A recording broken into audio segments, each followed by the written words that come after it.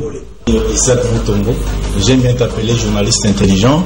Tina Beni, Tina Kolwezi, l'émission est suivie, en tout cas, félicitations. La caniciété, Yozali l'issue à peuple. Au ministre armé, au ministre par l'institution, il y a pays. Je vous dis la vérité. Même les lobes à cause de la fandi, à sommer le café, qui ne sache bien qu'à le café, on était après demain. Nauti ko sambe la nzambe, nauti église, nakoko c'est la mutumakambote. La guerre a volé le sang des innocents dans ce pays. Vous avez dilapidé le compte du trésor Bobini Simbo et à l'État avec autant de légèreté. Mais pas interpellé au pays. Il y a pas preuve. Alors ça ne valait à rien de remplacer Joseph Kabila. Vous comprendre que Kabila a battu c'est Batika Etimia. Commune à 200 000, après moi j'acclame. Kolwezi, l'émission est suivie, en tout cas, félicitations. La caniciété, Yozali l'issue à peuple. Au ministre armé, au ministre par l'institution, il y a pays. Je vous dis la vérité. Même les lobes à cause de la fandi, à sommer le café, qui ne sache bien qu'à le café, on était après demain. Nauti ko sambe la nzambe, nauti église, nakoko c'est la mutumakambote. La guerre a volé le sang des innocents dans ce pays. Vous avez dilapidé le compte du trésor Bobini Simbo et à l'État.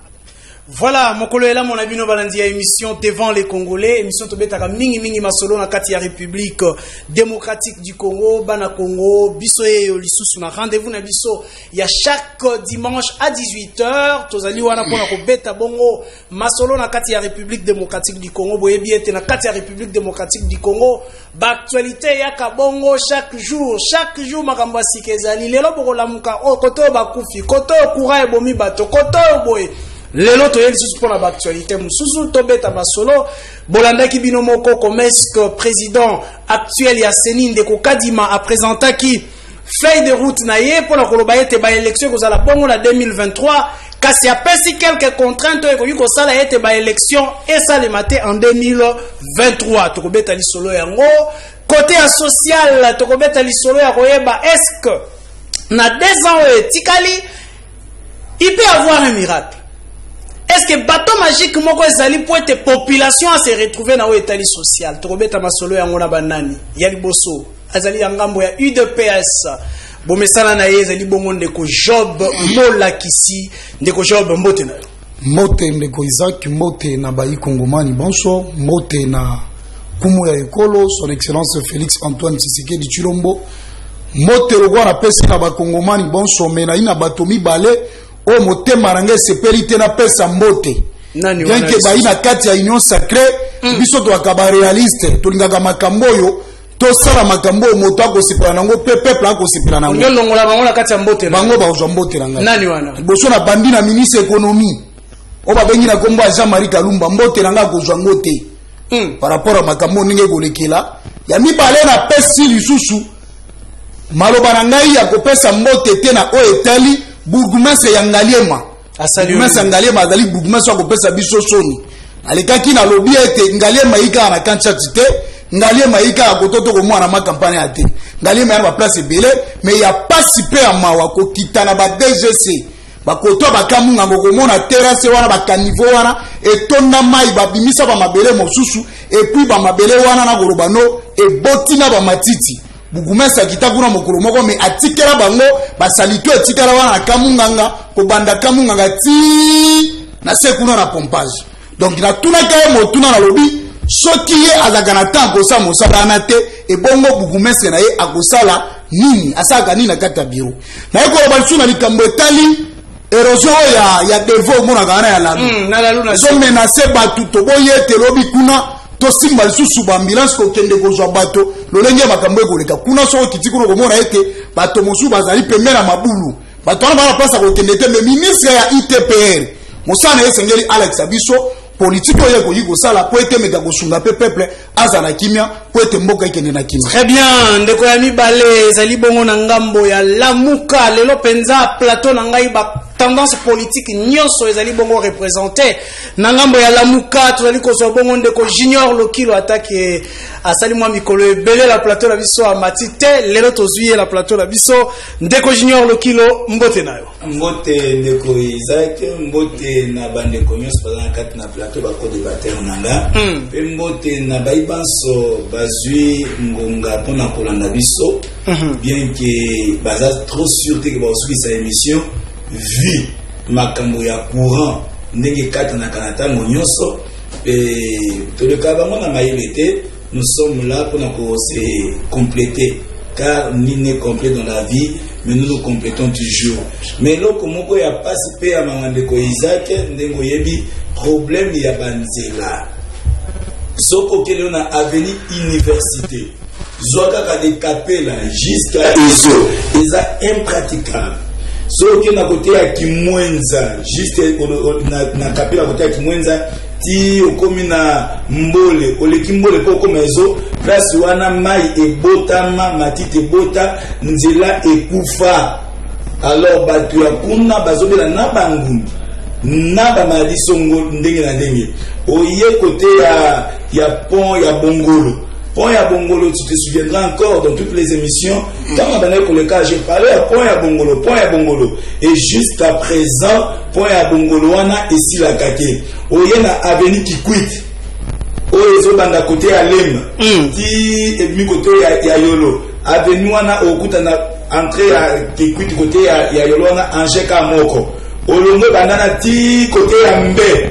Obimakuna, tu ne trouveras pas à Angers donc aujourd'hui, bande konabiso ya Kisenso na bambula o ezobeta mabengi ezosalema ndenge na ndenge batu moya kubika ezate soko kena Kingabua côté à Wenzambi voilà aussi c'est mission nyonso à citer parce que Kinshasa nyonso la lika voilà c'est juste pour dire que non il faut problème mandila et résoudre les compétences d'attribution quand vous êtes gouverneur et à ville donc je ville ya Kinshasa mandila nini oya na compétence na ngai pe bien que vous en na gouvernement central boyo mandila ni za compétence na peuple à se retrouver très bien c'est ça madame primo et quoi va pour sécuriser ville.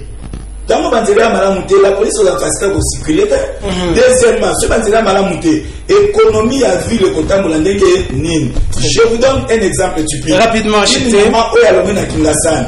Azo kende ale kanzela ya Bongolo na mwaleka ezate akuzana obligation tutana fune personnage à transport yami balé. Tant au transport yami balé.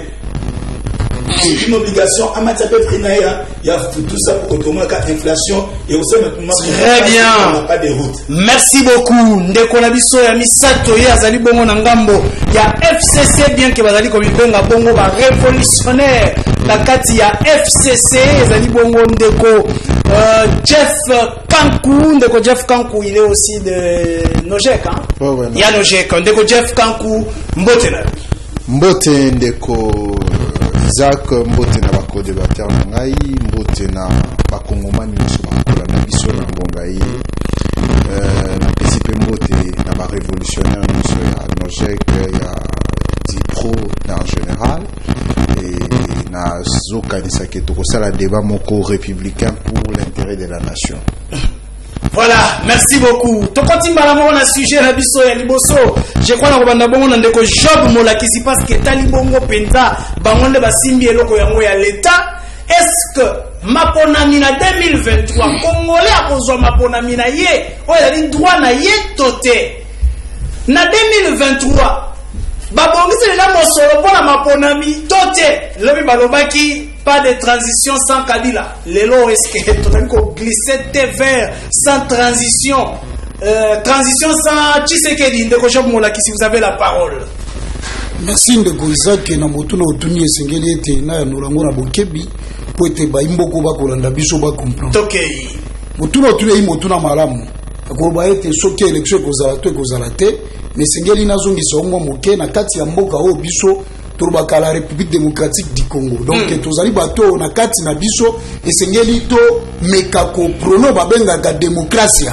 démocratie ça veut dire koyeba comment ko respecter ba makambo par rapport à likambo ndenge Israeli na lolenge tokendaka na o babengi état de droit mais motuno tuninga ya koroba ete soki mapona mekozala to ekozala te na mekaki pe ko anolango mingi na basiani mosusu ya baetando ike na lobi boye o ezali seule habileté ya koyebisa biso soki mapona mekozala to ekozala te ezali seni nde moto akomeka koyebisa biso mais lokola toyiba tu ya démocratie esengeli ete biso tomeka ko respecter makambo tolobaka ya o babengi ya constitution durant 5 ans toyebi ke na 5 ans esengeli ete tokena mapona mosusu sauf imprévu soki eloko moko boye bimeli biso briske oyo koyi kozala lokwa imprévu po ete emeka kosunga biso te kokena élection tokoyi mpe kokena élection te mais oyo ezali important toyebi ke tokokena na élection tokosungama po ete koyeba ndenge nini moto na moto ameka koexprime volonté na ye na devoir na ye na oyo etali babiro na biso baurne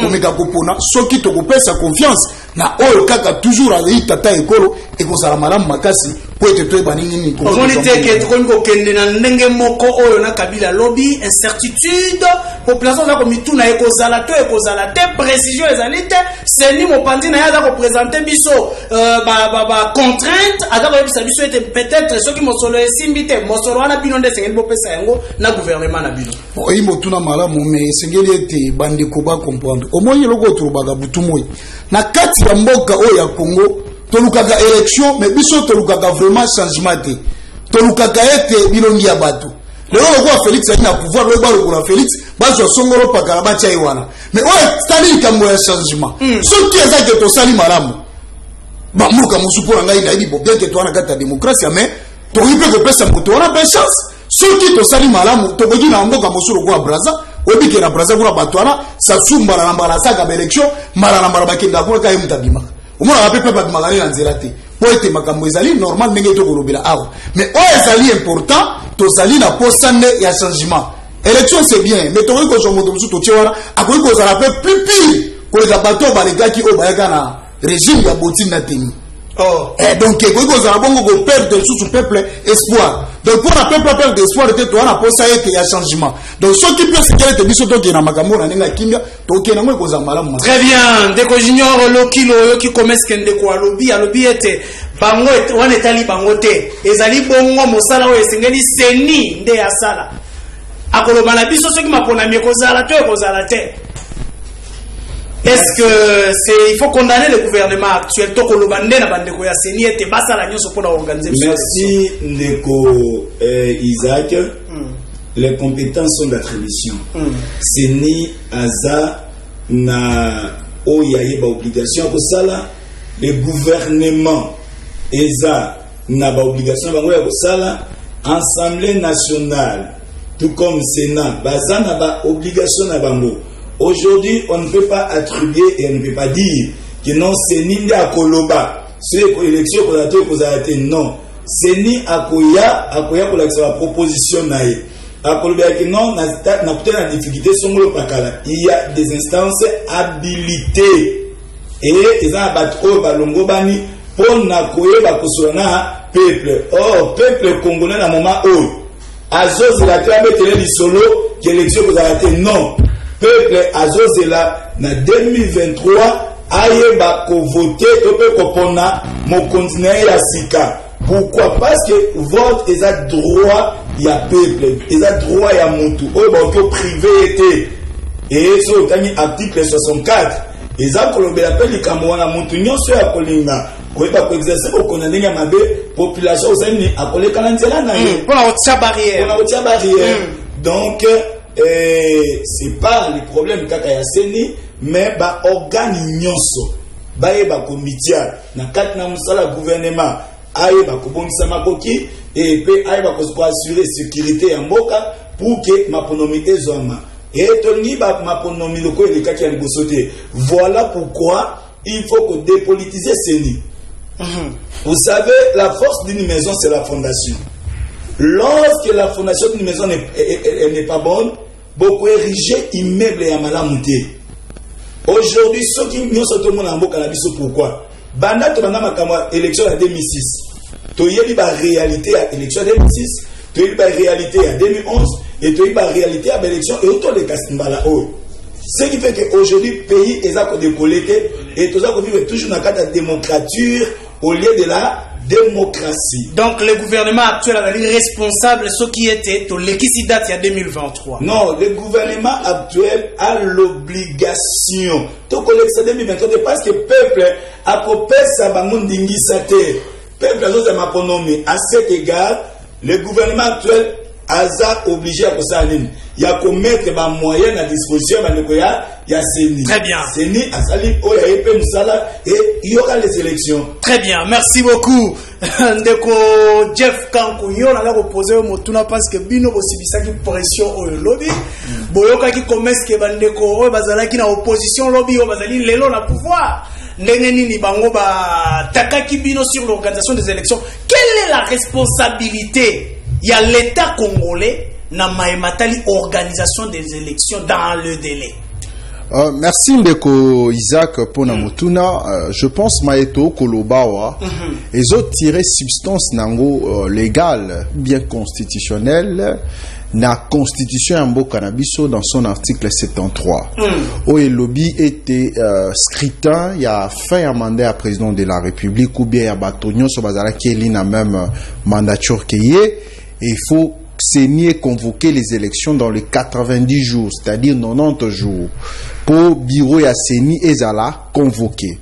Et na circonstance où tozali ko kende, ezali te tozali ko bondela, nende ko nalandia wa union sacra lobby eza na compétence ya CENI ya ko convoquer élection ya ko yebisa biso soki élection ko salama ou pas. Non, c'est une disposition constitutionnelle légale reconnue dans la constitution que dans les quatre tozobonde la bangote tozobonde la bango pété tosenga pété lokola tobondela ne balobaka na mnoka mboka nanga kaluse tosenga batu ya CENI ou bien union sacrée va organiser élection, mais c'est une disposition constitutionnelle. On le dit que dans les 90 jours, il faut pas convoquer scrutin électoral pour une échéance électorale. Netozo Kendawa, tu dis que le 18 décembre 2023, il faut pas Kongomani ba zonga na ba urne pour ba voter. Lisusu ba président Asika le quoi a déjà a échoué puis ba voter ba député Misusu le quoi ba en assemblée baza incapable à coproduire au peuple et causer là.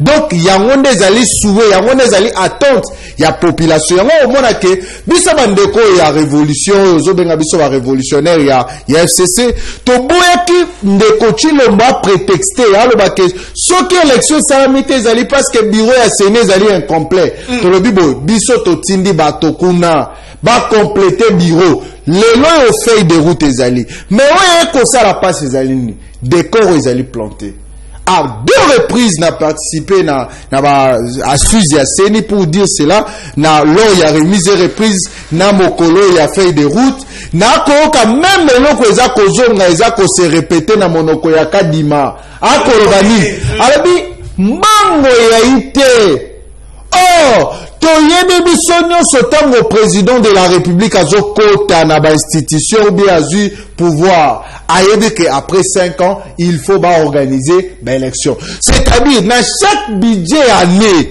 ezala na rubrique moko ba bengi rubrique élection ba bombaka mesolo nango ndam bango moko tangu kadi makota ki balobi mbongo ezali ya 250 millions wana nani kaza di muta ko lobango mais eloko eko sala biso passe zaini kino lelo mbongo wana eko mona na te toyeba te intention nini ngite na présumer sur l'intention du président de la République pour na kolobaza na intention ko glisser mais na lingi na interpeller conscience na ye ko bisa ye maye o sene sengaka ezali misolo parce que ndeko pona chité biso no sotobi na mboka oyo na 2006 na moment pesa qui menacer contre la balkanisation ba contrainte sécuritaire et pas na bipai élection salamaki na 2011 élection salamaki malgré ba contrainte sécuritaire élection salamaki on a so kadi malobi contrainte financière et tout ezali ko sala biso passi parce que mbongo na ne monate mais le reste il y a sécurité, il y a loi, bazali na majorité na parlement, il faut bapesa biso na session massa balwe ko permettre seni akene na ba élection à convoquer scrutin ça va contrainte au Sénat révélé. Jeff Kankou du côté AFCC voilà bango pe beti mo panzela bango ndeko Job Molakisi motuna monene il faut répondre na balinga mais motuna monene ezali ya koyeba est-ce que bozali ko banga ko organiser les élections dans le délai parce que bozali bongo na bilan te yango ndeko bangisa bino te ndeko Job Kimia ndeko na mega ko anola bandi rapidement communicationnel pour être peuple ala li kimia te omoni biso torobagero ko mombo soki moto akoloba oyezalaka essentiel esengaka ete kopesa matoi koka moto alobi boye yo par rapport à motu no tuni olobi ete ndenge kadi mazolobela par rapport à ba contrainte ke élection yo ekoki kozala te ngai na affirmer te na boyi te ke soki élection kozala te na lobi boye seni moto azali lokola organe o akoyi pe koyebisa biso ndeko alobi ke akoyi koloba na biso te me nga na yebisi yo ke avioler ata lwa moko te ya kokende même badepute oyo toza na bango na parlement bayebisi eke omoni lelo même gouvernement babike na miniti oyo toyi na mosolo te mosolo mpona koorganize élection exemple na kopesa ezali te moto akopesa communication wana ekozala kaka président ya seni zela tosolola kekele na kimia komo ntango tokolobela oyo mombo esengelaka kosungana moke ndeko ye auti koloba awa ke na 2006 malgré ba problème ezalaki ba makambo ezalaki mais ba organiser élection mais soki ye sengela azali na mémoire malamu élection touti kozwa na 2018 o ezalaki élection esengelaki fali to zongo na 2016 soki yo yebite na opesa ba révélation pour une église mais ça va solola nata ngoroba robaki te OK inde ko job bango c'était prévu ba organiser élection na délai o ezalaki précis ba organiser yango te bapesaki barezo bapesaki me ngai soki kolanda na message na lobi boye soki ba imprévu ekozala sauf imprévu oyo ezali démocratie esengeli ete tosala ça n'appelle que gouverner c'est prévoir prévoir c'est bien yango na koloba mais na lobi soki imprévu ekozala ekozala soit pandémie ndenge omoni efrappe bamboka mosusu exemple na kopesa tokosouete yango te imprévu ekozala soit likambo moko boye oyo esali ke élection ezala te à part na makambo oyo azoloba ya misolo parce que ceux qui ont pété, tu organises l'élection de mais les lobos sont allés de Mosolo Bosso pour l'élection des combien c'est là tout solo là il y a outil pour le arobi que bango ba organiser l'élection on en 2006 ba organiser la balkanisation mais na lobi boy motono so do landa biso ayebi ke ceux qui l'élection sengelaki et se tenir na 2000 na l'élection outil ko le gao et sengelaki était bango ba to tenir l'élection en 2016 mais baluka ba raccordement frauduleux baluka olenge moko boya ba manœuvre belebele ko te wa memo na 2018 basaki na ba raison kolanda likolo na bango te kolanda lokolo te nganga to solola to kolanda lokolo te baki na ba raison ba pesaki mais biso jusqu'à présent nanu to affirmer te ke kozala te donc tozo kolobela par rapport ya ba contrainte mais ndenge mokonzi ya ikola lobaki ete il y aura bel et bien les élections bango ba s'agiter te o ezali important ba s'apprêter na ngambo na bango organiser l'élection par rapport à bilan na biso eza normal bilan na biso eza positif ozolanda toni lokwa kobanga te tokolobela makambo ezali mpona makambo oyo etali Congo donc ndenge eza boye bango ba s'apprêter omoni eloko moko nakondanaka na bandeko na ngai ya lamuka ntango na yo présente ngai ndeko moto alamuka bango bazalaka mingi na badistraction tango élection eza boye bazobongama bambalaka na distraction apres na suka nango bakoya kolela bango ezalaka kaka vérité désir tozala na badeba na bango butu mo etongo pokwa na pesa exemple oyebi ke lelo ekomi na niveau ke bango bachange balangage bakoma koluka ke bazala na actualité na likambo ezali mais liboso bavanda na likambo ya vérité désir mais pendant soki une année 9 mois ok na plateau kaka vérité désir tokoloba makambo esengeli moto tosungana c'est comme si ndeko nanga Isaac vous avez un poulailler chez vous. Vous sortez un bon matin, vous trouvez que votre petit poussin est capturé par l'épervier. Même si vous pleurez, même si vous vous lamentez, le petit poussin est déjà parti. Donc le pouvoir était déjà parti. Na minute le bazon galsu na magamba bolé. Va se préparer. Va s'apprêter. Très bien. Pour les élections. Très bien, Jacques Molakisi. Ndeko junior lokilo yo ki balobi ete bino boza déjà na distraction. Kasi kama kamwe okanisa ete élection kozala te bo se préparer aux élections. Boni bobandi distraction avant boye. Motuna monene yango wana tokei rapidement. Vous savez dans la vie il faut éviter la perversion. et au tout bas ça la wana exactement la meilleure c'est peuple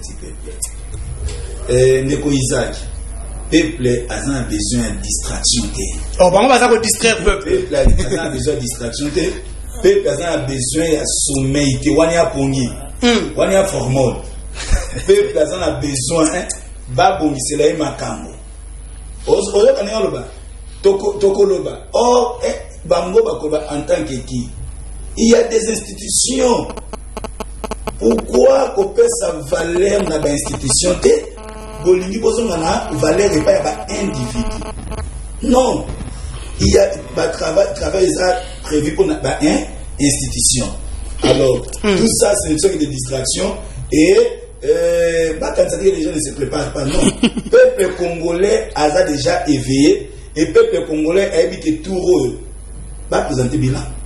Ils ont quel bilan? Tokei et l'Okaboso Ram. Il vous a dit qu'ils n'ont rien à craindre parce que vous avez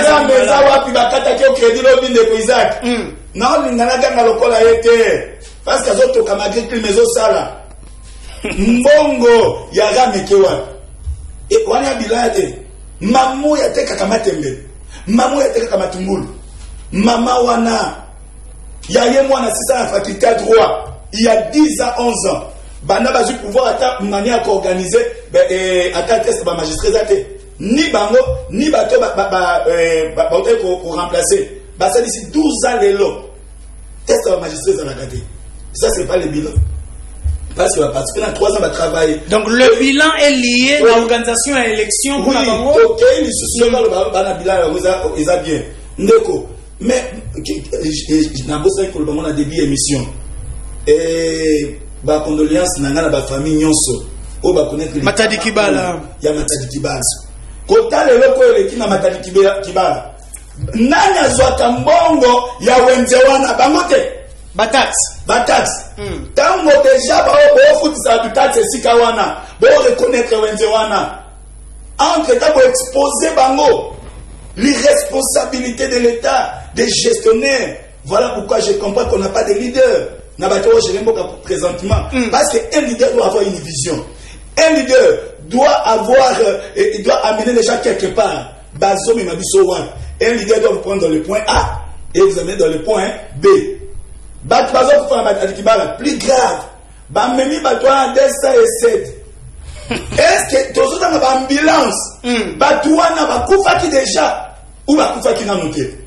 Pourquoi ne pas prendre les ambulances boyées avec des médecins entre d'abord ça là check-in taille que non muto ya akufi check up sur ta mais eux ils ont attesté la mort tout en amenant les gens à il y a des sincères mais bango mo pas na tout kaka. Très bien.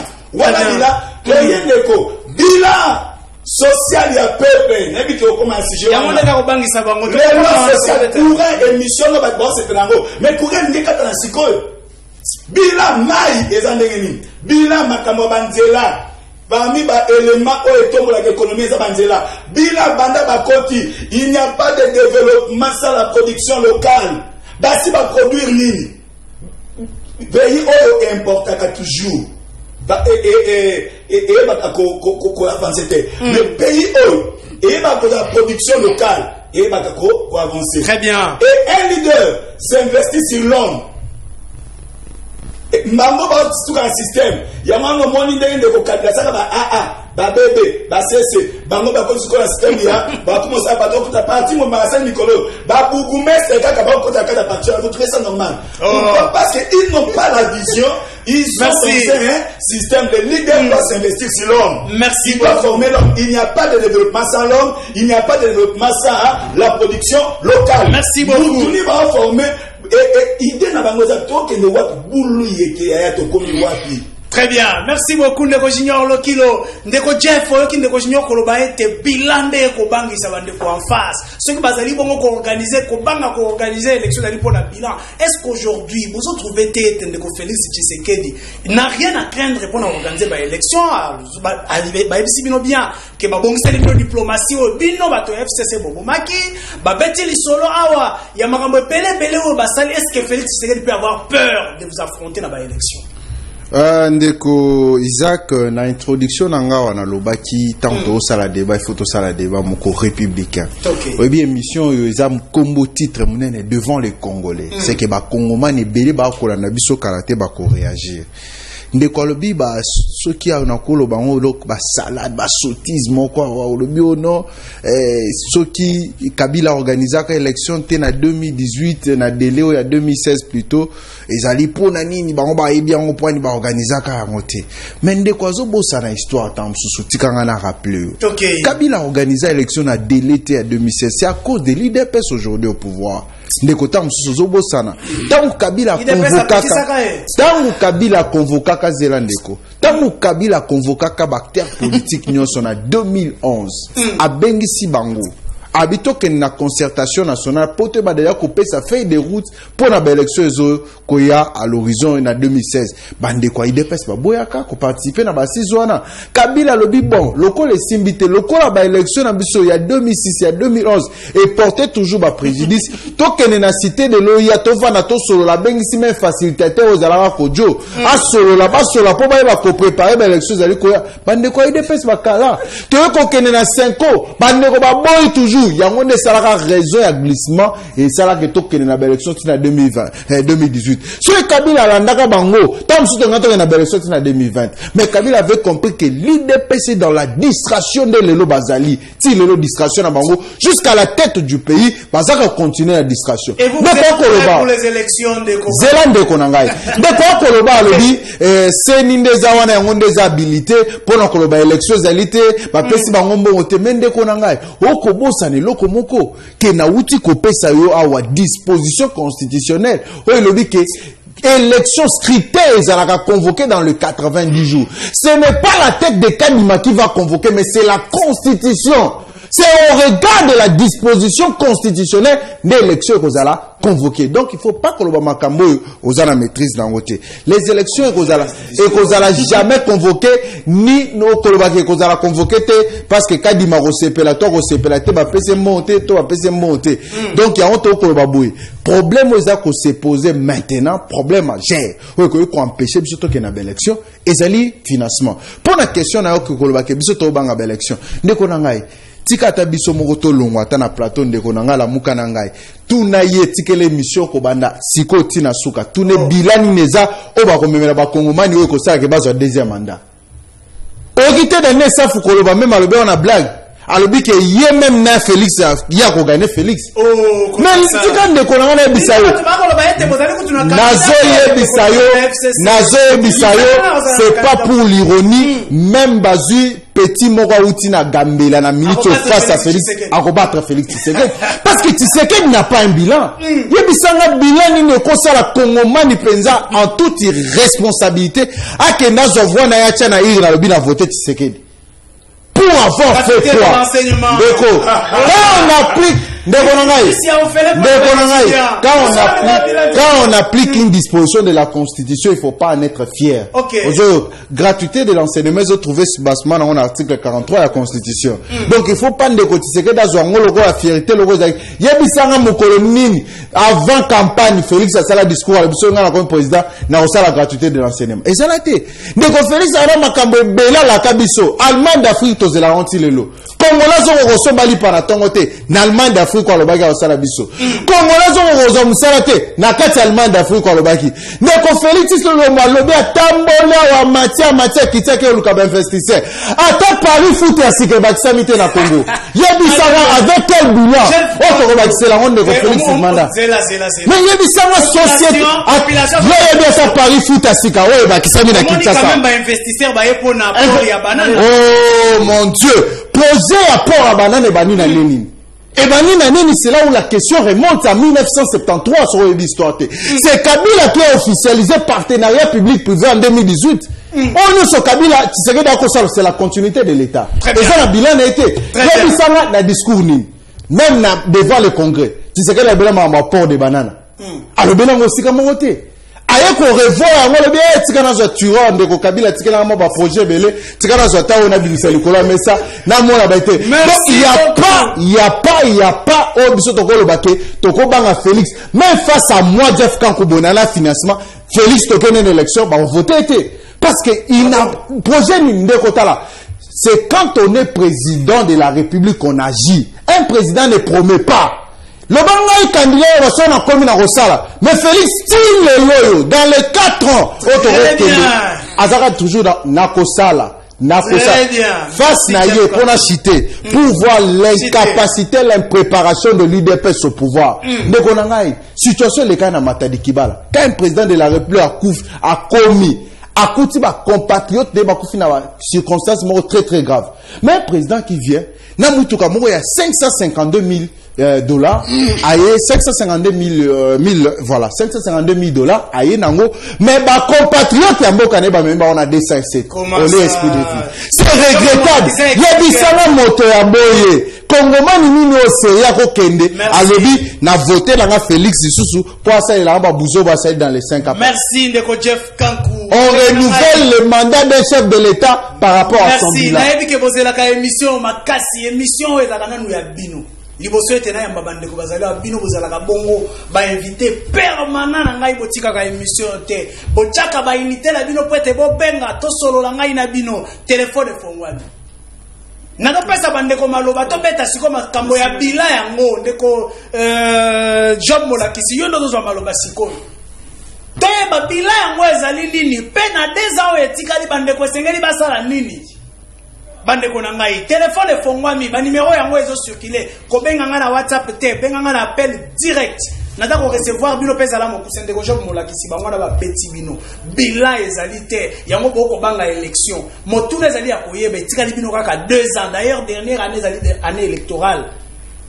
Qu'est-ce que vous comptez encore faire pour la population peut-être population andimela bino toke on peut en même temps d'antenne toke ndeko na ngai vous avez votre temps de parole parce que au moni tant tu as na itam de quête tu as karaté pour na koluka yo olobi bien ya lobi bien te mais to oluka to lobela mambo ezali na réalité très bien ok balobi na ngai bango mibale awa balobi ke ba institution muto koloba mais bazo bossa na que les institutions s'expriment à travers les individus ba individu ba to ba géraka ba institution ça ba individu institution kozalate donc l'institution ce qui a habité sengelo e ba institution et s'exprime à travers l'individu kozalate que tango moni bureau wa bengi parlement wana ndaku wana munene batikelo ngo yango ba dakoroba il y a des gens qui sont là c'est comme torobaka na figure de style montre en métonymie c'est une figure de style qui exprime les contenus par les contenants. Exemple, le parlement n'adopte pas cette loi, ce n'est pas le parlement que nous voyons en construisant comme ça, mais ce sont ces gens-là qui travaillent dans le parlement. C'est que tous mes deux frères doivent comprendre. Et c'est simple. Bilan tokende na lo wana ba bloka pam tokende ko asali mabe eloko ali boso la na meka ko sungaye ndeko Jeff oza jeune ko talu ko eza mo pasi ozo mo reflecter image ya Kabila na kati ya mboka oyo wa ko ebisa batu ke Kabila zali bien twana ndoto to lali place nini mungini na suyo ko ebisa ba Congolais o ba bosani na noter eza na bato mususu bandiko lo magambo Kabila tanko ko bandika ko bemba mo pamo talongwa na ki enfin les soirs oh azape to saliwa ya la jeune Kabila tiki na condition ni nenga za bongo asa jeune toujours ko magambo na TV Kabila fait 18 ans dans ce pays.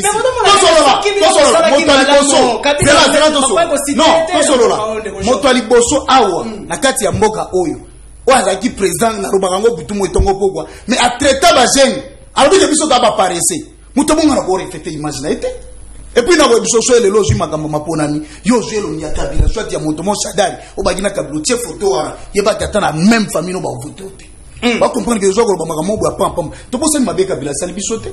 Toza na sujet wana te mpe na kozonga mwa muke komeka kolobela ndeko Isaac alobi na ngaki biso ba to sala ki ete Kabila a organisé l'élection te na 2016 biso fallait ton di Kabila a organisé l'élection na volonté na ye na lolengi o Kabila ngaki sala l'élection na kata mboko tala o ku to ego organiser suka na ye o moni ba place to ego ko mana bango tindika chakali biso na bango ton dimi to travailler en coalition biso na bango ton dimi. Mais comme il y a ne veut pas, il ne veut pas malobi boy. Oh voilà, on a qui répondre à l'appel à Kabila. Ministre na bango, oh ya goloba boy. Oh azalaki ministre de la justice. Il s'est permis à reconnaître injustice. Ya goloba que yema ya bengi. bato ba modernité ya ko ya pena bani ko te bato ndo prêcher bato très bien kala kabila sa ki bo kabila sa lo mo kota malamu très bien le mal de la République démocratique du Congo c'est Kabila le mal du Congo c'est Kabila. Hier vous l'aviez traité de tous les mots jusqu'à présent moi je continue toujours à lui traiter comme cela. Qu'est-ce que votre pouvoir a fait pour cette jeunesse et qu'est-ce que votre pouvoir a fait pour cette population obi ke na mitso to ke na ba utuna mamba bilan obi ke na mitso to ke ndebwe bana o wana bazaki bakuluna ao bana wana batindaki na kanya makasese lelo na ministre sengeli bande ba bazozo salaire pene sengeli ke moka futa to solo la 400,000 francs eza mukete eza batumsu Kabila tika na ba OCC wana bazwaka 60,000 francs ena batumsu ba tika na ba compagnie musu abazwa ba monga lokuta 400,000 francs eza mukete lelo bana ba bomba bâtisseur ezali lelo ko to sali ezali ko apa ya ko la tsaite tala mona la imokati makolo ko kata maboko webike na tango Kabila bana wana so ezali ba osablo bonde ba bomba ba ndata moko ngalo bate pona ni batia biso ba caméra partout to bato ba ko réclamer droit na bango yo zui bango caméra yo tseli bango na veni o kaka ke so ba tongio so ba fingio mais ça droit le peuple seigneur aloba à s'exprimer est-ce que population seigneur ndi bila lisusu na deux ans population ko ndibela biso na mo ba reta mo zera na 6 to ara makambo ebele to sali ya marabu so pesa ngata na opesa ngo na ebiso déjà liboso na bike bana wana lelo ba ko zo salaire ya 400,000 francs et puis la minute to ko lancer appel o ko za la bateau to ko engager bango volontairement to ko ya ba venir to na venir bo to bi to ko ba jeune ba zo misala ko sala ngo zera to chola mais le tout commence par la promesse na makambo ebele to solo webi ke ce qui a été comme promesse lobby belelo c'est une réalité ya makambo ya po ya po ya banana profonde ya banana ya lobby ke bango ba ezali le projet banaka côté le ko to Kabila e ko to tala na lobby boy nego to solo la Kabila to rogo ti rogo mogote institution wana eza constitution wana eza Kabila te mboka oyo esalamika pona Kabila e monde Kabila c'est un individu moko ezali mboka ya bato nyonso yana loko kolokota te soki ya se limiter na page A wa ko ya ko kende pe na page B mais oyo ezali malamu to meka ko sala pona ko relever défi peuple azana loko malamu na ko la babutu mo itongo poko na lobi boye dans la République démocratique du Congo nous avons tout sauf les Congolais tant on a le babo na ka image bandeko o ngayo ebike na zakana kati ya majorité mais soko ko landela ngai na makambo na ka ko défendre batoyo banda banti valerte na yaka même moto ana zali ministre oya union sacrée so sengé nazo manduki na temisa contre na lubango pona nini c'est le Congo qui est au-delà de tout parce que tozali na nyonso na kati ya mboka o tozali soko tali ba coltan ba o ba bosela ba téléphone e uta na kati ya Congo ba biloko oyo guerre ya première guerre mondiale deuxième ba o ba sala Hiroshima ba zongo na kati ya Congo tozala nyonso to na mai to na forêt sauf les Congolais parce que enseignement mabe e uta ke pa bandeko. Merci beaucoup. Merci beaucoup Ndeko Job Molakisi nazosongela yo toyamba population benga siko na fongoli téléphone na tout moment oyo ndeko junior lokilo akoloba na koki kokata pwete na yamba bino simande to avancer parce que émission na biso komi kopusa na penza na no bien na bana ko yamba population simala na za tolérant na lo kwa ndeko ide voilà na fongoli téléphone nini ya malamu esalami nini esalami te soki maponami esalemi te aki la faute voilà tuna yango wana ndeko ya liboso alo ndeko bengi biso api kombo nani allo bonjour bonjour ndeko na bengi na komi ya njili oui ndeko réaction na yo rapidement na loba pona ndeko IDPS wana prince bana dokolo si misa chimbache kwa sizo bukana ba jeune ba ebe na dise mérite na on peut faire message pour le yamba veni 2023 ko yam de IDPS au bomai basali terre jaune kuna prince komi déjà asphalté kuna na terre jaune eza kuna ndeko apose mutuna bandeko basali boso ya IDPS bo yiko pesa bango misala te nao ya bino moko boko yiko pesa bango musala te yoki question chaque chose a son temps laissez le temps au temps voilà alors ndeko bengi biso api kombo nani nazolo moto ya batila wana suki to kambiye te tolérance s'il vous plaît motozala ya Kabila mopanzi ya Fayulu mopanzi ya Tshisekedi mopanzi ya nani azopesa makanisi na ye il est congolais atakende ba idée kende na sujet ndeko na ngai s'il vous plaît sinon na okata ba peine na oyamba lisusu te comment c'est bon ko ba ete ndeko wana soki to kangi ye te ezali malamu te ndeko junior lokilo vous avez la parole si mandela zongeli population merci na population na ndenge bazobenga matondo mingi mpe osenga ndeko na ngai ya idps soki journaliste yebi sur ki ayamba population ozodefendre population na tika ye nano ayamba population ozoloba ebele pour ne rien dire. Alors bilan toke na eloko ya gratuité ya enseignement eloko ya liboso il faut koyeba eza disposition légale eza effort ya un individu. Il y a une volonté d'application. S'il vous plaît. Deuxièmement, pour gratuité, est-ce que simité ou simité? C'est la question qu'il faut se poser. L'enseignant congolais touche combien? Bataille ba NU jusqu'à présent, ils en ont résoluté. L'enseignant gabonais touche $1000 pour ton information. La sentinelle d'une école, Nakata Gabon touche ton $500 à $600. Mais l'enseignant congolais, Azoko Kabosima $200, tu as touché à 315 000, 320 000 francs. Ndeko. C'est la réaliste. Je vous ai dit dans ma thèse, moi que se développe pas, n'a parti à l'individu, à partir à battu, il faut s'investir sur l'homme. Or, investissement, quand na mutuza kopé c'est éducation ya malin, ya malam. Si quand tant boye na gratuité, NUI a payé. Mutuza 3 ans, banda boza na mandat, bafuta kaete za NUI, pour attendre sanini. Tokei ba école, kende na matete, l'école Maïndombe, vous trouverez bano bafana kana mabele, kende na EP10, nangaba, okokute sika bana kosakana ite, ndeko. Soyons des réalistes. Pour ne pas citer toutes les écoles de la ville de Kinshasa. Et ça Sony, il fallait qu'on bananini, na ko réhabiliter les écoles, ko tonga ba école, ko futa enseignant congolais mbonga malam, ko futa ba NU. Merci. Elinaki esunga. Merci. Là, eza okaka zéro. Merci. Donc, makama banzela, ndeko moko abenga tuni na nzela. Nzela za kokufa partout. Et yo pokoma okomi na moyenne ni ndeko. Soyons réalistes.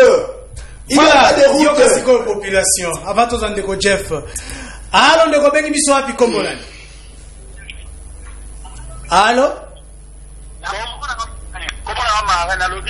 Oui, ndeko. Oh là là, ndeko keyo ramele te oyo bandeko na hai. Bila rame. Et quand on a posé sur l'émission, parce que quand tu es bon naï. Voilà, si c'est comme ça, naza ko babongisa ligne toza kozongela bino ndeko Jeff Kanku ndeko a présenter bilan awa ya mayeba si basali. Oyo kibongo gratuité de l'enseignement. Oyo kibongo makambo pele oyo alobi awa. Alobi ete source ya mabenyo so ya mboka oyo. E ibino bandeko ya FCC. Boni boko zwa pouvoir makasi lelo mpifo ya koloba lelo. Est-ce que vous pouvez encore parler, vous qui avez détruit ce pays? Motu n'est pas là. Je crois tant de quoi kolobana landie mais na kanisa ki na kwa ekozwa eloko mwa mutu ya na malobi mais na moni azongeli kaka toujours ba biloko alobi lobi wana mais zanga fondement de quoi lobi wa gangi kaka après koloba population bengi et bi po nini bande kwa IDPS ba temaka liboso wana ba bado yo le ba tumbi ba pine na 10e ba empêcher ba paisible citoyen ba koleka na bango na 10e na bango na ba komisango lié à désordre vie au sud de tout le monde ko tobola ba pine ko panza mituka batu ko ba mama bango ndire mutalinga sala coup d'état nde paisible citoyen na zakole poani bo pesi bango misalate soki bilan oyo zoloba eza positif pona nini tamsu ye moko vanda na zoloba bande ko ide pesi tamsu bazokanisa ke tito zoloba toloba kaka pona biso mendeko régime oyo Congolais ne sont pas victimes nango. Malgré de quoi le bi victime ya malgré de Zélande kona silisa Zélande na sisa de konangai malgré de quoi le bi awa au vu au-dessus de tout le monde les missions comme on a devant les Congolais bi Congo za na nyonso sauf ba Congolais na éviter entendement na éviter zela entendement na e parler na éviter alinga lo banini pour comprendre batunini bazo diriger biso na mboko ba taliban na éviter ceux qui bazo ki bango wapi pour ba opesa bango gestion mboka OK le bien Congo za na nyonso sauf ba Congolais mais les loyo donc na comprendre ici quand na tirer raisonnement na pour ye président na ye wazo diriger mboka lo bi mboka za kokufa au moment na mboka za kokufa na yazo mata zo kita azolia na mboka ba Congolais azo vivre na mboka ba Congolais malobi non mboka za kokufa pour lo yiba za susute mais mbongo ya ramo zo yiba ozo zongo wapi Ebembozo yiba yena mona ye na unité nazo chamezo yibebe. Donc pour comprendre bato yo bazo diriger biso. Moi j'estime je pense bato boye, il faut pas ko beng ça ba on va koloba devant les Congolais parce que baza sunelo ko koloba te. Ne ko zo éventer azo bano service national le loba kuluna ba komi nazo ebate bande ko na biso wana bazo vanda sur base ya quoi pour na koloba service national ça fait partie à bilan chef de l'état. Mais ndeko na ngai non bino olimbolo ba général Kasongo Kabuki alongwe na service ya armée a comme na service ya union sacrée parce que travail à Zosala ils ont un compte ya service armé soko yebite oh là là ndeko na ngai tika na non service national existait déjà service national et bandiko existait na moment où ndeko Kabila Tshisekedi a commis na pouvoir existait devant même avant Kabila za na pouvoir donc les services bandiko existait devant avant coup plutôt soko yebi tangu muzaya kana ba cantine otolia kana ba cantine ezalaka na service national ndeko tamsu bazoye ba histoire te ba continue pouvoir l'impréparation de l'IDPS yango nezo bazo subir ba ramnoso bazo makambe sans maîtrise ndeko nangai ozo balanga en tant que jeune azolanda Kabila po nini nazo mais yebisanga ilelo jeune na koza affaire Rolanda Félix Tshisekedi Tshilombo yebisanga jeune nini conscient nini jeune na koza la conscient pour alanda lelo Félix Tshisekedi pour avoir fait quoi pour Tshisekedi azo inspiré nini Félix d'abord azo inspiré le côté congolais jeune mon côté ko s'inspirer na Félix parce que Félix lui-même azo comprendre valeur ya congolais té Félix azo bunana pour la vie na e ceux qui ont habité Félix azo bunana pour la bien na e parce que ceux qui Félix abana ko bunda pour l'intérêt à congomais mais le lot ko no somba minute té to mo ki ma ko soma na crédit le lot ozo congolais no sozo ki ma ko soma minute azo sima pardon azo soma crédit souté c'est parce que Félix alingi bisoté yebisanga lelo depuis Félix azana pouvoir et loko ni tokolo bazalaki 100 francs et comme 50 francs merci lelo carburant komata lelo yo kongola zoliel susu bienté atame pour Kabila kongola souffra boité yebisanga nen congolais to jeune à cause s'inspirer le na Félix ah banazu Félix loko modèle neko point ninga nazu Kabila loko modèle parce que Kabila c'est un patriote Kabila au vieux sous tout le monde là où s'assoit le Kanyao au vu s'assoit ça l'élection de gagner Kabila a organisé les élections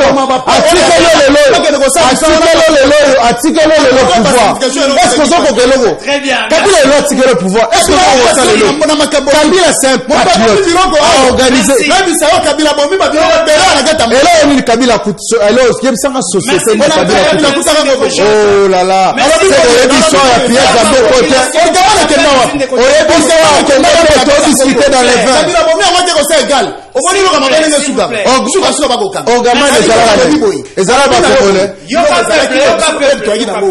yoka siko peuple na peso maloba o continuer na maloba na yo alonde ko bengi biso apikombo nani na dingi no duti mon la fula duti mon la fula kwa likamoka ya limiti ya moni matangu ya ibete kwa duku ila tana biso adona na kita nataka kibiso da manilangi moko tetanga mtu moni simami ochena kita babado a IDPS partout des ordres. Merci. Non. Il ne faut pas exagérer. Tout ali bongo na etanoike. C'est vrai que passe koki kozala émotion koki kozala. Parce qu'il faut toujours gérer hein, qu'on gère. Yem sera na makambo bo congolais ni conscient ko ke no voter Félix la demi. Job molakisi. Oyoki bande ko balobi ete vous bosali nyonso bokoyi kosala kasi pona komi bongisa ndebino moko. Bongisi peuple te oyo bo prometaki ko pesa ko komisa RDC Allemagne d'Afrique bomi bongisi nde bongo bino moko tokei rapidement nalobi boende ko ngai pona ko enula moke na lombango mingi bande ko mibale awa nalobaka butumo itongo pourquoi chaque parti politique a sa vision chaque parti politique a son schéma bino boina libanda boina magambo ya schéma na bino boipe na vision na bino biso to ina vision o ya biso pour essayer de tout mettre en place pour être toujours l'homme congolais tout ça au centre il y a magamotu pour exact tout le qui mawa ce qui peuple a réclamé c'est pourquoi au monde même na régime na biso peuple a réclamé bimina nzela au monde massa c'est obeta maté au monde na munduki e obeta te mais na époque ya bandeko au monde so bo réclamer lobi kuno suzuki bokomi bino tu bibema o salama butumo itongo poko to mona na bandai kosilisa te mpona koloba na likambo ndeko alinga diembela mwa moke le Congo ya tout sauf les Congolais. Ya liboso na kolakisa o ete tokei na makambo oyo etali nanu ya liboso ya régime oyo ya bango rapidement gérer 1 minute 30. Koma yo koikoya oyebi bango nde bayaki na kata mboko oyo mosu eza mamuto koloba te yango moni butu mo etongo mpona bawana eza régime ya botine na tenu tosolola régime ya botine na tenu bayaka ata na kompani moko te mais lelo komona bakompani ebele oyo eza na compte na bango donc elingi koloba te ke biso toza liboso tokoluka moyemo boya kotya nde peuple liboso ya makambo tu ye azokoluka apprécier par exemple par rapport ya makambo ya baréalité oyo nyonso Kabila sali mais nalobi na ye ke même moto oyo aza na kati ya kunda ti lelo nana poli bien te ayebi ke mabe oyo ya Congo ezali moto oyo azoluka aluka areflete image na ye donc Congo ici ebebaki na batemps ebele oyo bango babebisi na bobebi ya Congo bino bosali nini nauti koloba boye nalobi boye zela tosolola nalobi boye le Congo a tout sauf les Congolais parce que na pesa ki exemple na lobi ete tozana mai tozana babiloko tout tozana ba fane exemple te za ba richesse exemple te tu t'agites pourquoi quand tu as parlé moi je ne parlais pas tozalaki awa na lobi boye sauf les Congolais par rapport ya lolenge ya gestion bango babimaki na kati ya mboka ya lobi ete service national ezali eloko ebandaki na époque na bango mais bana na batikala kofuta matamo komoke na service national ba yemso ba kuluna bazala kuna esukaka kuwapi eloko bino bobandaki mais service national ezaka na ba employé nango ezatile na ba employé nango s'il vous plaît on s'agite pour nous ne sommes pas dans un marché toza na gati ya plateau tolo ba makambo ezali normal ba téléspectateurs ba kolanda biso ba comprendre service national oyo yazolo ba wana ba bomaki yango pona nini Kabila motasala yango Kabila le père bango ba yeba bomi yango na biloko ebele bango ba bomi yo ko ndima ke bango ba boma mama yemo eko sala ko za réhabiliter ka au moins na hôpital général mais bango ba na hôpital ya makasi oto kotanga ba kombo o eleki ezala matériaux makasi ba ultra moderne kolega ba biloko ezali hôpital ya l'état bana ba biloko na uti ko ba ndenda uti ko ba compagnie awa na bande ko ba likambo égal akati ba kenda ba créer ba point privé pour ko tshamba ngona libengara bango wala la bato ba bongisi mboko wala bato ba patriote sala to solola wala ba patriote tolobi boye patriote azalaka moto oyo alaka na amour ya patrie na ye biso toaki na amour ya patrie te pour preuve moni ebele o bango basaki na bango nakoki kotanga bakombo te misu bazwa mbongo ya Congo abakenda kotonga libanda yo yebi yango ebele bino il faut combien de temps pour biso to uti kokende na bango tosali 3 ans wana 2 ans to travaille na bango na motema be o ya bango o bazaki ete bacha biso kale toujours likolo to tikalaki na o biso tosali bo ezalo kwa inane na inane wana to s'attendre te que Congo ko changer mbala moko na lobaki mikolo uti lega na lobi boye Chine pour la Chine et ça l'a plus ou moins 50 ans na loba yango na explica pour la pays émergent to solo là biso makambo to ko sala egotika na pona ko sunga peuple o ezali au-delà de tout merci.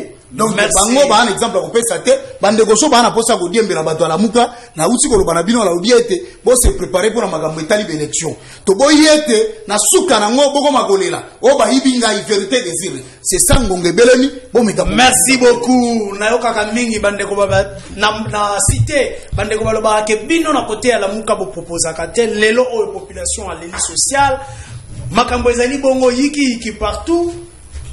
Quelles sont les propositions? Qu'est-ce que la proposition concrète pour tes populations à se retrouver dans 2 ans et tikani bosso et tout qui na maponami? Je crois na zo appel mi balé si mandé na zongelio pour te répondre la motuna wana. Alors ndeko bengi biso api kombo nani? Alalo bien. Oui ndeko. Atika biso basali de totale lo de ça et tikani total avec cela ba komona. Ba komona biloko total. La 2 ans. Merci beaucoup. Ndeko ya IDPS alobi dans 2 ans bokomona makambo bango bakosala. Ndeko Jeff alobi yo bozolo bozoseka. Est-ce que c'est ndeka yebige za? Voilà, to ya ndeko misusu. Alors ndeko bengi biso api kombo na. Allô papa, ndai mama Hélène. Oui maman tozoyoka yo. Nadoki bantu ya Kabila wana batika biso tovanda kimia bango nde babebisi mboko oyo tuyafayulu baloba bantu ya Kabila baloba nanu te bakuna bango na kimia. Merci beaucoup maman. Maman lobi bandeko ya lamuka bakoki koloba kasi bandeko ya FCC baloba te ndeko Jeff Kanko yoki population nazongeli nanu bango babeta masolo simande na koyela bino population yo somba kaka unité nazosongela bino ndeko Lokilo malobe pana. Merci ndeko j'aimerais maintenant pour faire sa proposition. Oui, avant que la proposition ndeko nangai Azajen ndeko Job Molakisi Azajen et comme le dit le livre comme l'anda la Molakisi il faut ayebaka histoire même quand eza yoto le kaka siko alobi massa c'est beta na régime bango pour son information tango biso tozoboya Ronsa Malonda leka na sini pona lelo botia kadimande botie ndeko na pom matete ngayo yo na zona bagaz na masasi beta heureusement bana ya matete bana viaza bantandu mboloko banunu basa tu bana kwenye babimisa ngai tina se retrouva côté ya baboma sous pouvoir na bango sous pouvoir na bino to récemment non s'il vous plaît récemment to comment on a même journaliste dans un état de droit. Ça c'est la démocrature et non la démocratie. Voilà pourquoi il est là. N'a regretté papa Etienne Tshisekedi. Oh bolela ina noté. Un philosophe par la stabilité. Batongeli monument de qu'on a. Philosophe batongeli ka monument. Oh oui, philosophe balela ka na stabilité. Philosophe ba appliquer ka mécanisme naie. Mécanicien Kondo Etienne Tshisekedi qui non le peuple d'abord. Le peuple est en train de souffrir. Voilà pourquoi le bureau politique de l'IDPS doit revoir les choses. Le danger, il y a IDPS, le moni ndenge impère. Où est impère? To beta question sur impère. Wapi Palou. Na senga kamba ne Palou Palou. Bon que na meze parti, bon tala makam. To le met wapi PPRD. Ah, PPRD moi. Donc aujourd'hui, ce qui est bureau politique, ce bureau politique à IDPS, bah ça une étude approfondie. Après gestion na bango, to ko risquer, to zanga IDPS ne to zangi ne PPRD ki, ne pas le kenda, ne ni impérissé ni ekende. Il est vrai que les partis de cadres gagnent toujours les élections parce qu'ils ont les moyens de l'État en Afrique. En Afrique, ils ont les moyens d'y aller. Mais l'IDPS, c'est un parti de masse. Non, présentement, comme un parti de cadres. Papa, le lot IDPS, c'est comme un parti, il y a des cadres. Comme il n'y a pas de manifestation, il y a bis. Il y a Mombongo. Ceux qui bureau politique, il y a Djalelo Yaboy. Oh, d'accord, non, ça c'est le Djalelo. Il faut faire une étude approfondie, il faut être pragmatique, réfléchir comment maintenir l'IDPS après le pouvoir. Très bien, très bien. Ndeko Jeff Kankou, que faut-il faire pour sauver les pouvoirs actuels face à la population sur le plan social? Rapidement, on a ce qu'on a cinq propositions. Population il y a un de quoi IDPS déjà zoloba. Ozo cinq propositions pour ébiquer na opc le côté pour bango basala 32 ans d'opposition. À ta proposition, l'homme va passer. Donc l'IDPS dans l'opposition était dans la distraction de distraire le peuple congolais, l'opinion congolaise. Et c'est que nous, l'IDPS, tant pays national et tant international, 32 ans au Bimba, na sans état 10e. Ils ont embrayé, ils nous ont embrayé, si le l'IDPS à la tête du pays, incapable à co-créer ta société. Ndeko zo tanga lobi, kabila bomi onatra, nagasi ndeko tamso piège salamaka na 91 ndeko botama ina nte. Na ebite, tamso za kawate. Po ayeba ki ba société belé elle était kufaka na pillage wana. Mais kabila tangwa ye, bino bon, tang bino bokoti lelo yo, tang bino boza leo na gestion, tamso robo mamna kolo.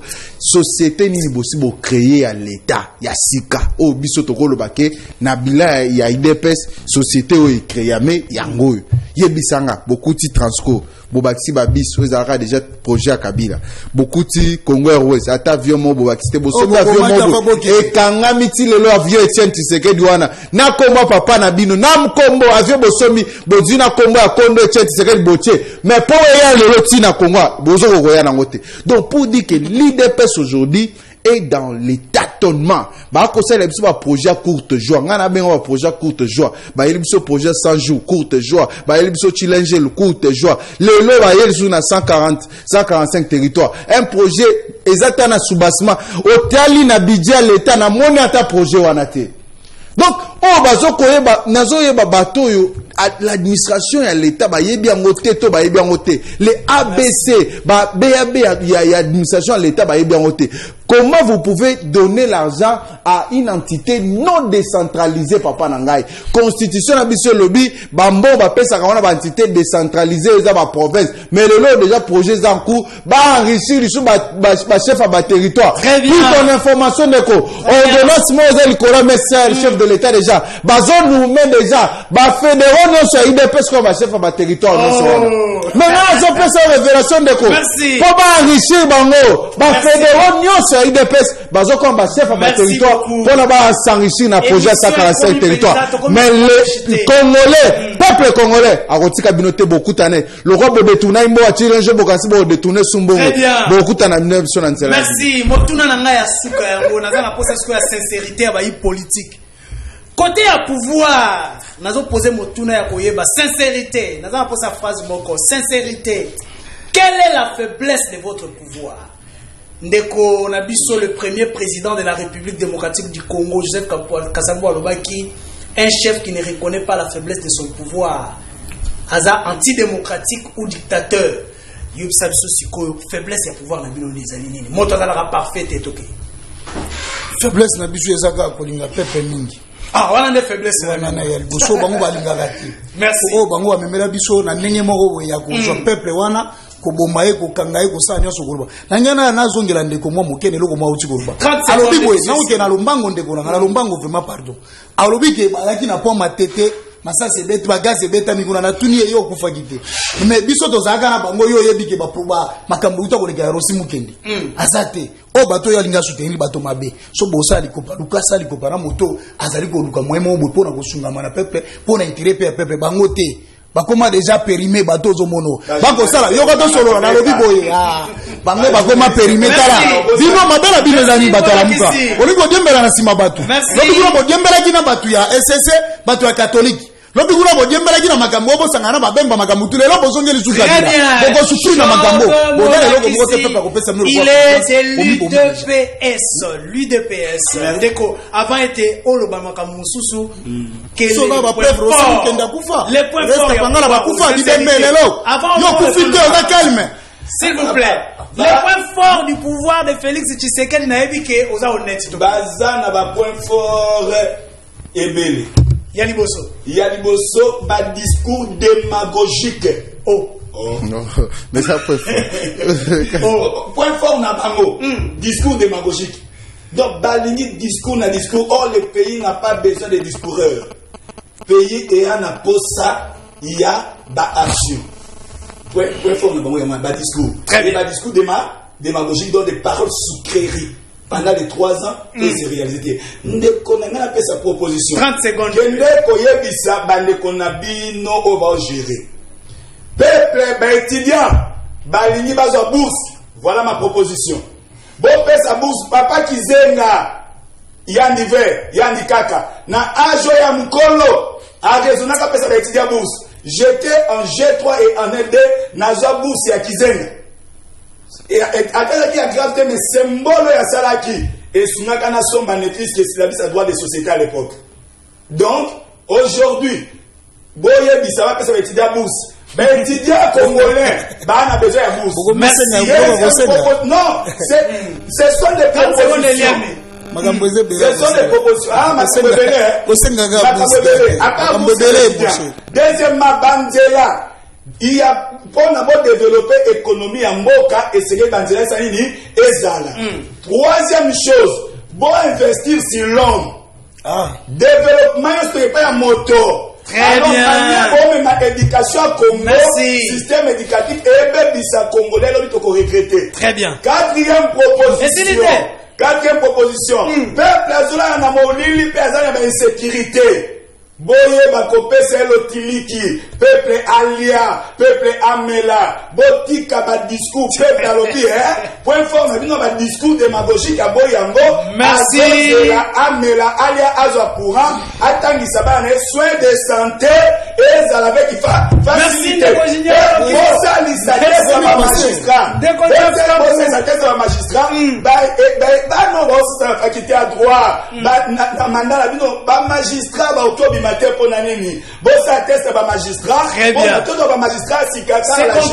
bien. C'est compris. Merci beaucoup. Lelo n'a pas Ndeko Jeff Kankou, vous avez la parole. Et pas la binopé, j'aimerais retirer le point fort et le pouvoir. Parce que vous êtes dans l'opposition aujourd'hui. L'honnêteté fait qu'on puisse reconnaître les efforts de l'autre. Merci beaucoup. En tout cas, ceux qui n'ont côté vraiment la katinanga, l'introspection, n'a côté vraiment, IDPS, nos pouvoirs, ils ont un point fort et belé. Ils ont un point fort à ma casse. Ok, le rôle ils ont d'abord promesse. Côté en abasa ma casse. Mais ce sont les points forts. Le biba point fort. IDPS, à ma casse, il a point fort. Comment, pardon, promesse. Il y a mi balé. IDPS, ils ont ma casse na kokosela batu makambo na makasi na mwana point fort na mwana so ba koselo likambo ata babi omoni mutu songolo mutaza hotera likambo so ke beza ba moko mona ba mo ba cédé douane IDPS au pouvoir bazara point fort moko makasi bali kolongo la président de la République ne chèque nyonso ba isa présidenté eza gouvernement eza président koba que la responsabilité par do bazo dédouaner babité eza président te mutazo chou eza gouvernement eza yete ye mwana batoza innocent mbongo na ram eza depuis muzito est-ce que bino boye bien ngote donc ba lobby eza yete eza innocent donc IDPS makasi na ngwana IDPS au pouvoir ndekonanga baza makasi na ko créer des ordres troubles na mboka tala makambo zole kana lelo Léon na Kinshasa, soki makamna bawana ba uti na ngapitola tola mko ba limba beta chef coup d'état. Bala moko toyoki ba pine kopela na 10e rue. Toyoki na Kingabo kuna ba trésor na Kinshasa. Wana eza makasi ya IDPS. Merci, est-ce que la population d'aller protéger président na été. Comment na ndenge ba koseli makambo ya Jean-Marc Kaboun, azo manquer président respect, ba longolé Vital Kamerhe, lelo comme sous François Beya. Donc ba za makasi na kokosela ba. Donc wana eza vraiment eza ba point fort ya IDPS. Au biso population to koyeba ko sanctionner bango na 2023 pour ceux qui 2023 tu le mazota 4 voix c'est que ça va faire de IDPS. Merci beaucoup Ndeko Jeff, merci Nabino Bayebozelaka. Chaque fois émission devant les Congolais de partout où vous vous trouvez. Merci bongo Ndeko Job Molakisio to yambaki awazali bongo ya ngambo ya UDPS to yambaki pepo Nabino Ndeko Junior Lokilo Yazali bongo na côté à Lamuka et puis Ndeko Jeff Kankou. Merci beaucoup na caméraman kwa Lali. Merci na merci na régisseur Nabiso Christian Tondo. Merci beaucoup Nabino. Bye.